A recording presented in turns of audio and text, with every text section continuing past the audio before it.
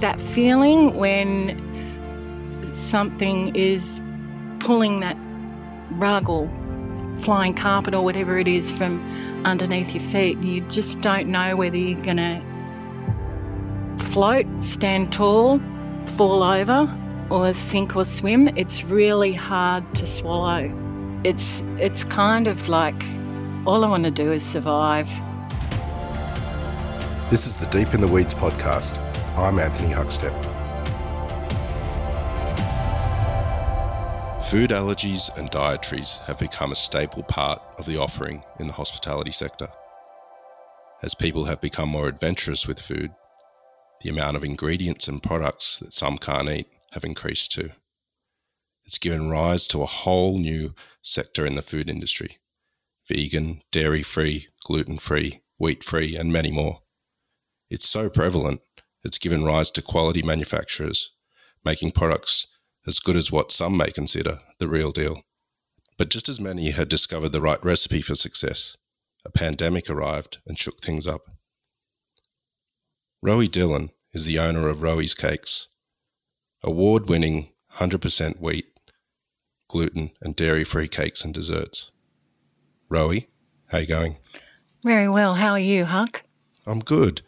Thanks for joining us. We've been in touch a little bit during this time, and you told me that you feel like you were a little naive when the pandemic started compared to now. Can you tell us about that? Yeah, kind of. I read back on the original email because I think we touched base at the end of March when I'd put a story on my Instagram about closing down one of my new factories that we'd just opened in Mascot, and we'd only baked in it for 10 days. And I think at that particular time when all of the staff, we left and I came back to film that on my own, and I had wobbles in my voice and got into the car to drive home. I think then compared to now, and even in the emails that I've sent you over the period because it took me from March to May to actually reach out to you, because I was actually emotionally going through a whole lot of stuff of caring for my team and wondering about the future of my business. And I think back to then, and then I think to now, what I've got planned for today, tomorrow and the future. I'm in a different space now. I feel like I've learnt a lot through the pandemic, if that makes any sense to you. Absolutely. And I don't feel as bleeding and raw as I did way, way back at the end of March. Well, a lot of things have happened since March for you. Can you take us through some of the things that you've been doing, and maybe we can also have a look back at sort of what impact it had on you originally as well? So I've actually been doing a hell of a lot of mood boards. I've been drawing pictures and writing stories, and anybody that knows me knows, and even my staff, as soon as I pick up a piece of paper in a meeting and a pencil and they go, oh, here she goes again. So I don't think I've actually spent such a vast amount of time at home since I was about 3 years old, because I've always gone to school or worked my ring off. So, but I've been baking and cooking at home. That's been really cathartic for me. So I've been looking after my team. My staff have and are incredible humans. I can see it in their faces. I think the first day that we came back here, which was in May, to see their faces, it's like they were back in their family home, and we all just sort of looked at each other, and then I came upstairs and started crying. So they've been incredible. Half of my team are on JobKeeper, and we're coming in twice a week for 4 hours for 2 days, so we can continue, to keep our baking mojo going, and so the team feel better. And we're only baking for one customer at the moment, which is Harris Farm Markets. It's very, very different to baking for airlines, both domestic and internationally, for all their special meals, and baking lots of cakes and bread rolls for high-end restaurants. and the ICC and such. So, well, let's go back before the pandemic, and what was the business at that time, and it was very successful before the pandemic. Been working on it for a long time. Can you tell us sort of where your food was being sold and the state of the business before the pandemic? the core business of Rowie's Cakes was being in-flight catering. In-flight catering for people with special dietary requirements, which you touched on briefly before. And my relationship with the airline has been ongoing for over 15 years, where we've sat down and we've basically turned the special dietary requirement category of in-flight catering into its own new world, where people will sit there looking at the person with the allergy problem in flight and say, oh, I want that veggie burger that you're eating. That looks really good, compared to the little quiche that they're eating. So I've worked really passionately and hard at making sure that everything we produce for the airline is wheat-free, gluten-free, dairy-free, egg-free, nut-free, soy-free. That was my initial brief, and that's still the brief, and all I have to do is I've got to innovate. So that's basically the core of what our business does, and then from there, you have people in restaurants who want a gluten-free and vegan bread roll. So getting a like for what you might have a little milk bun, and then you might want something that's like that vegans can eat and people who are gluten-free. But not only that, the core of Rowie's Cakes and the fact, and you'll know because you've eaten my product at the growers markets and stuff, and so has Rob. Everything we do at Rowie's Cakes does not taste bland or boring. It's far frigging from it. It's actually beautiful. It's got my name on it, so it's got to be good. The cakes are beautiful, so the bread's beautiful, and it's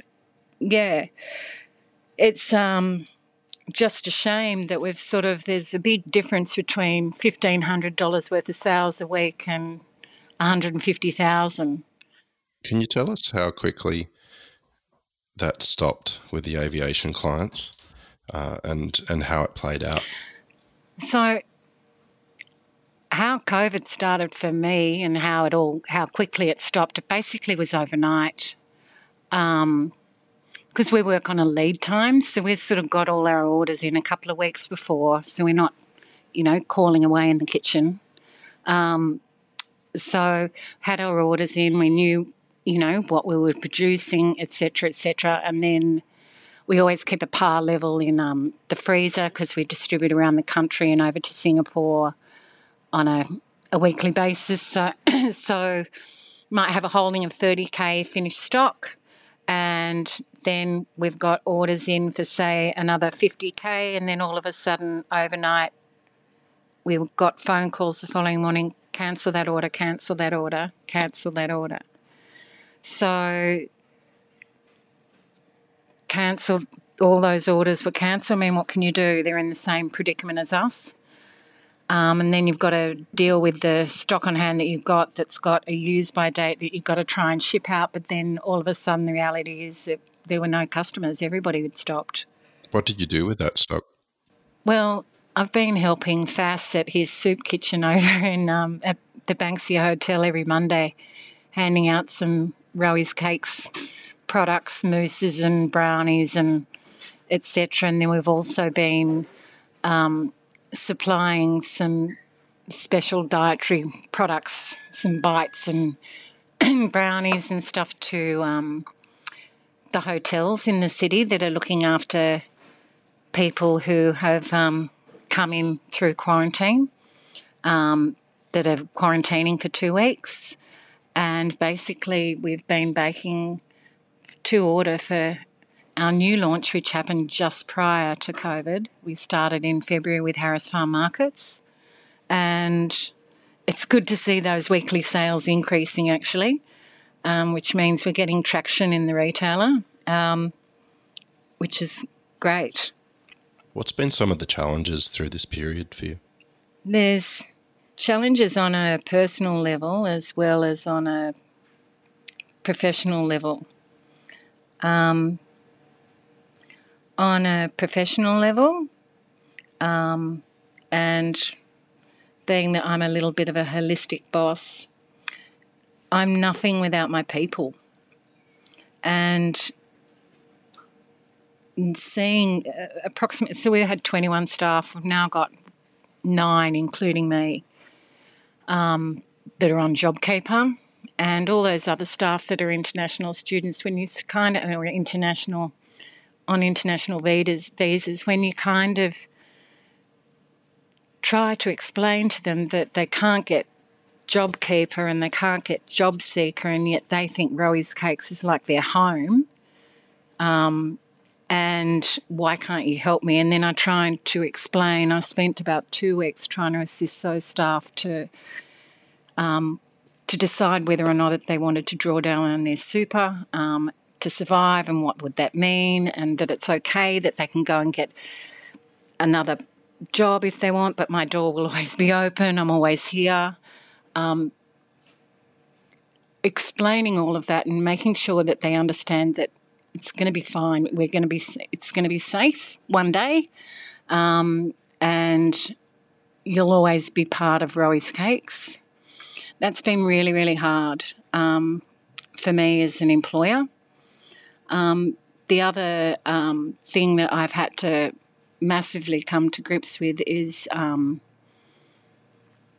understanding that I actually know what I'm doing when I'm running a business. And I mean, it's really hard because a lot of people out there think I'm some clumsy little creative chick that bobs along with the cakes and stuff like that. I actually am really proud that I know what I'm doing.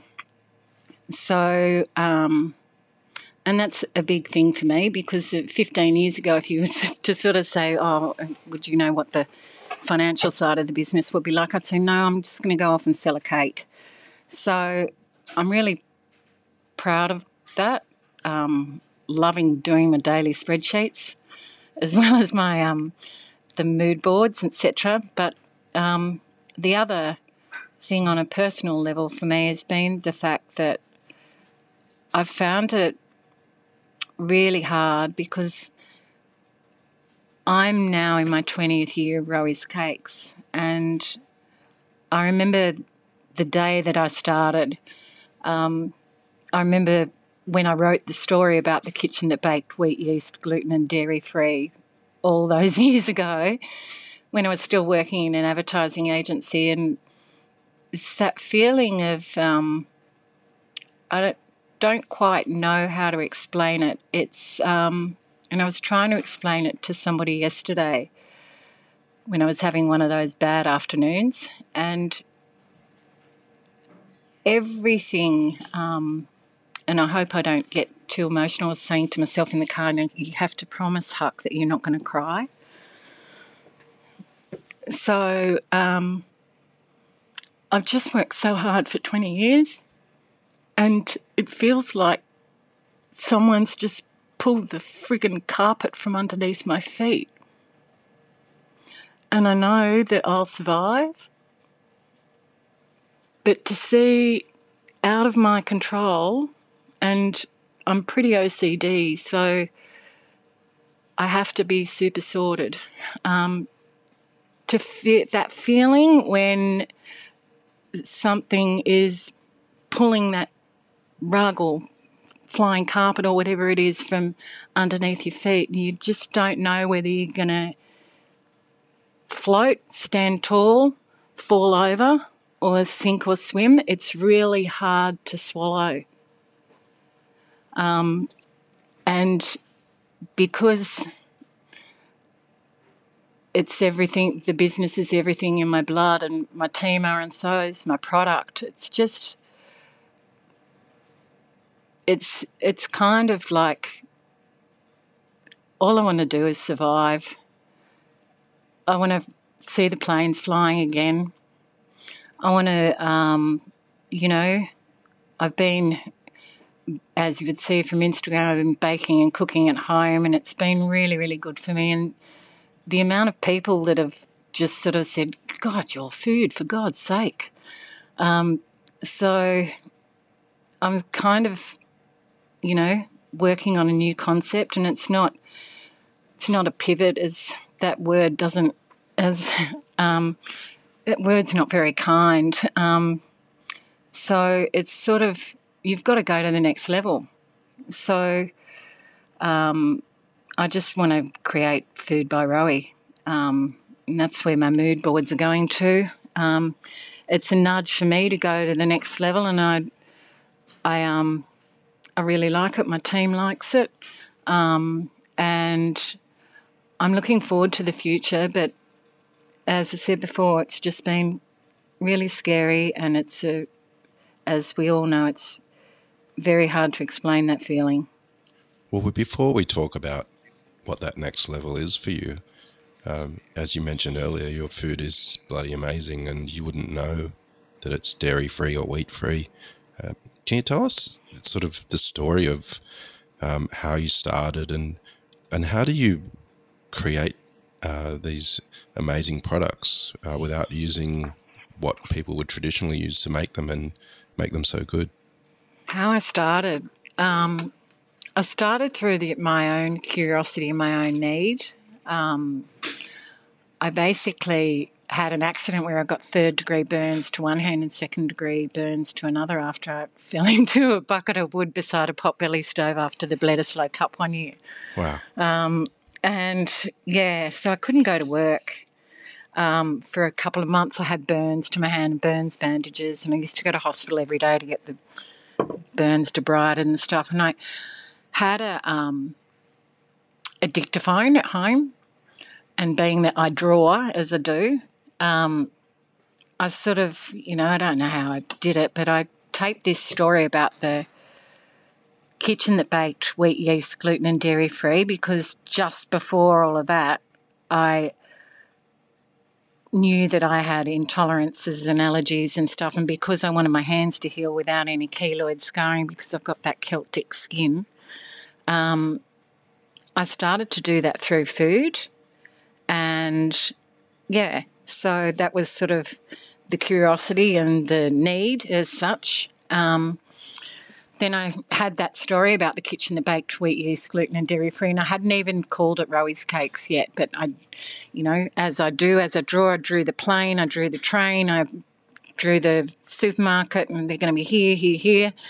And then I went to work, and September 11 happened, and I was made redundant, and they said, you can stay for a couple of months, we can give you, help you find a new job or whatever. And I said, well, listen, no, I'll actually take the cheque and leave today. So I did, and drove to Balmoral Beach, and crazy lady walked into the water up to her thighs, threw her shoes as far as she could throw them. The next day I went to Rydalmere, care of Yellow Pages of all things, to buy a ream of cake boxes, and I came home and painted the big red R and cut it out of the top of a cake box, and that was, 20 years ago, and the rest is kind of history. I've still got that cake box in my office at home, and I love it. Well, I don't want you to give away your secrets, but what is the secret to making these desserts just so bloody delicious? You've got to think like. So if you actually, when you walk past a French patisserie and you can smell that pastry and the butter. So you want to actually make things that are free of everything, like the real deal. But the key to all of that is method, but it's also ingredients. Like when I first started, this crazy organic farmer bought in this bag of, we were in Marrickville then, bought in this bag of quinoa flour. And it was just prior to getting a brief from Qantas. So I had this little 5-kilo bag of quinoa and a little 5-kilo bag of amaranth sitting in the Qantas. Would have been like 17 years ago or something. And I was working on trying to create a vegan soy egg-free cake for the airlines, and it just wasn't happening. As soon as you put it into the freezer, it'd turn into rock, and then you try and defrost it, and it was still a bit funny. And I thought, you know what? It's got to do with the flour. And in one of my books, in both of them, there's a chapter, or one book is all about the power of flour, and the other one has got a chapter on the science of flours. So I got all these gluten-free flours and I lined them all up a little bit like Professor Julius Sumner Miller and put a little bit of flour in each vessel, and then I added, like a little bit of water into each of them, and I just let that sit for a bit, and then I touched it with my fingers and I could actually tell through my own knowledge of cooking and the science of the egg and all of that kind of stuff how each flour would work with each different application, and whether or not that would work really well in a sponge, whether or not that would work really well in a slice, whether or not that would work well in pastry, etc. Is quite fascinating. So through that, that's how I've developed all of my recipes, and it's just probably my own creative, crazy old thinking that makes things like that. Like I look at trending things. At the moment, my favourite product that we do here is my sour cherry and chocolate brownie. That's just beautiful. And that's all about how you melt the chocolate and how you fold everything together, but it's also about the crunch. So, because you've got the fresh cherries underneath, but you want to taste that crunch of that really nice crisp sour cherry, and that just conjures up some really nice. I wish I could send stuff to you through the phone, but I can't. I wish you could too. I've been baking this morning, so we baked this beautiful lemon and passion fruit delicious cake that the boys downstairs are loving. It just melts in your mouth. So, yeah. Well, during your isolation baking, which you've documented so well on Instagram, what were your favourite baking successes? One of my labours of love was some beautiful passion fruit curd, which took me about 2 hours, but it was just absolutely fantastic. And then I made this beautiful, I love syrup cakes. Syrup cakes to me are kind of better than curries, or you've got to treat them like a curry. You've just got to let them, soak it up for a couple of days. So I did a beautiful pistachio. It was like an Arabian love cake. It was absolutely beautiful. That was back in the beginning of COVID, when I really didn't want to know. I didn't want to turn on the news, so I have developed a habit of listening to folk and indie music in other languages so I don't have to hear all the noise of the bad news. What do you love about what you do? That's not an easy question. Probably one I can answer instantaneously, but I get to express my creativity, and I get to grow a brand that I know that can one day be, as John Sussman would say, world domination. I want Rowie's Cakes to be a household name in Australia. So, So I love being able to express myself creatively through my food, through my recipes, and through my design skills and branding and everything through my eye. Yeah. A little earlier you said that this whole experience has changed you quite a lot. What have you learnt during this pandemic? I'm persistent. I'm tougher than what I think. And I know what I'm doing. And I've got a lot of people out there in the industry and in my family and in my, networking group that are really supportive and really, I think that a lot of us that have been in contact through the industry with Zoom calls, and I think I'm a bit sick of Zoom, but we've all been incredibly supportive of each other, and it's,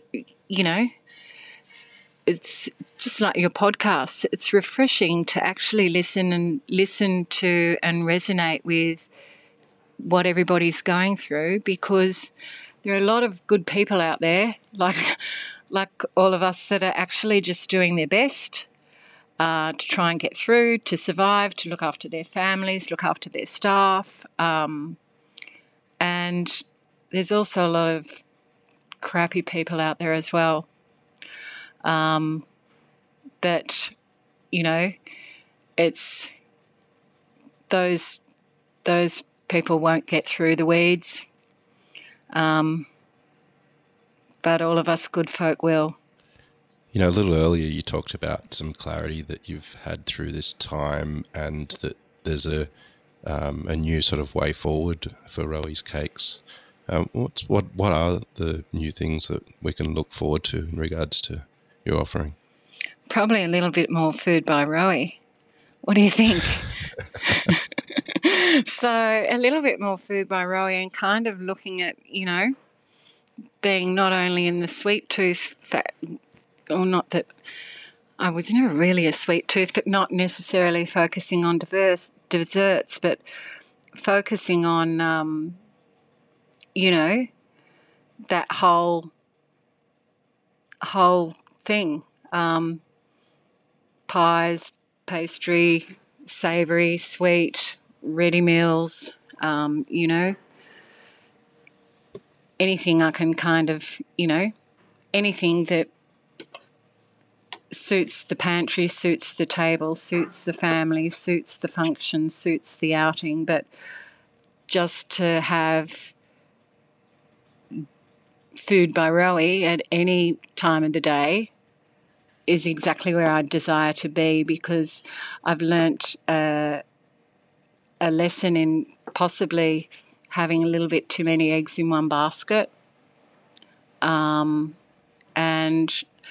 although I've been a bit of a one-woman sales band over the past 20 years, I've got to diversify out there into more retail.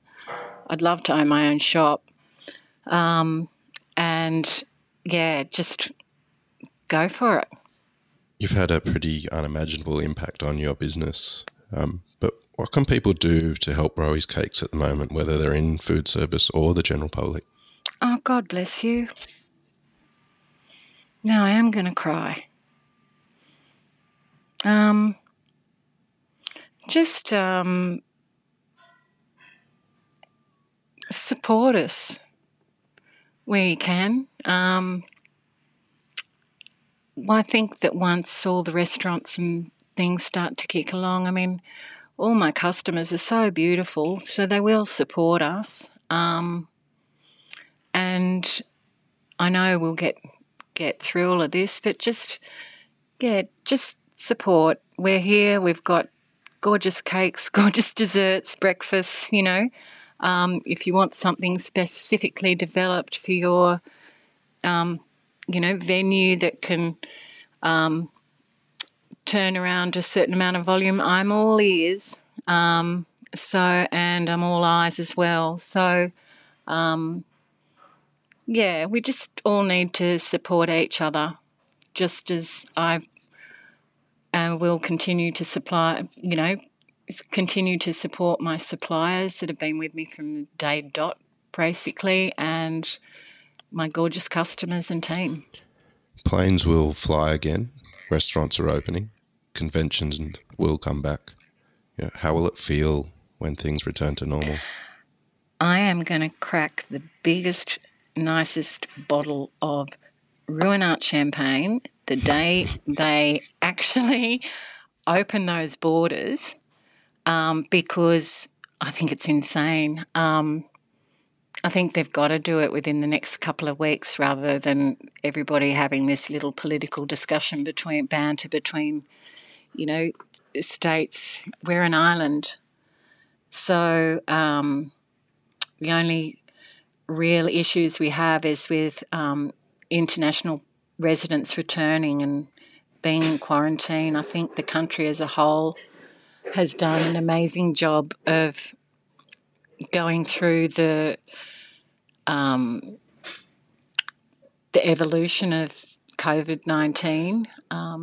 I think we should be proud of the government, actually, when we will look back one day. I think we should be proud of the way in which they've introduced JobKeeper and at a rapid rate of knots, because without the support of that up until the end of September, that's the economic stimulus that is keeping businesses like mine alive. Well, Rowie, you've been absolutely amazing, and I really do hope the planes start flying again soon and Rowie's cakes are up in the skies. Also looking forward to seeing bricks and mortar. That's a bit exciting, perhaps down the track for you. Thanks for catching up with us and keeping contact, and we'll catch up with you at a later date, no doubt. Thank you, Huck. Thanks for doing this, to you and Rob. It's I think a lot of people in the hospitality industry are eternally grateful for your instigation of Deep in the Weeds. And as I was chatting to Jane Hyland on Saturday night at our first dinner at Stan Bully, we both said that one of the most supportive things for the hospitality industry during the pandemic has been Deep in the Weeds. So congratulations to you and everybody that you've spoken to, and to Rob for all you've done to help us breathe easy. Thank you. Thanks, Rowie. We'll speak to you soon. This is the Deep in the Weeds podcast. I'm Anthony Huckstep. Stay tuned as we share the stories of Australia's hospo community, suppliers and producers in search of hope during this pandemic. Special thanks to executive producer Rob Locke for making this all happen. Follow us on Instagram at Deep in the Weeds Podcast, or email us at podcast@deepintheweeds.com.au. Stay safe and be well.